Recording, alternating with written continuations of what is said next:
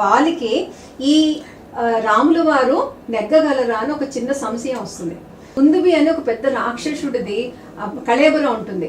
రాములు వారు ఎడంకాలి వేలుతోటి అంటే బొటన వేలుతోటి ఇలా అనగానే ఆ కళేబరం వెళ్ళి ఎక్కడో పడుతుంది.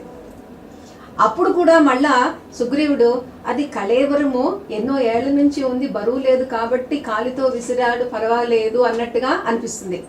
అప్పుడు ఒకసారి చెప్తాడు, మా వాలి ఈ సాల వృక్షాన్ని ఒక బాణంతో ఛేదిస్తాడు అని చెప్తాడు. అనగానే రాములు వారు చిరునవ్వుతోటి ఒక బాణం తీసి అక్కడ 7 సాల వృక్షాలు లైన్గా ఉంటాయి. ఆ బాణం సంధించగానే ఆ బాణం 7 సాల వృక్షాల మించి వెళ్ళి పర్వతాన్ని ఢీకుని పాతాళానికి వెళ్ళి అది నీటితో శుద్ధై మళ్ళీ ఆయన అంబుల పొదుకు వచ్చేస్తుంది. అప్పుడు సుగ్రీవుడు, ఎంత విచిత్రం అండి, రాముడు వాలిని సంహరించి నా భార్యను తేగలడు అని ఆయనకి నమ్మకం వస్తుంది.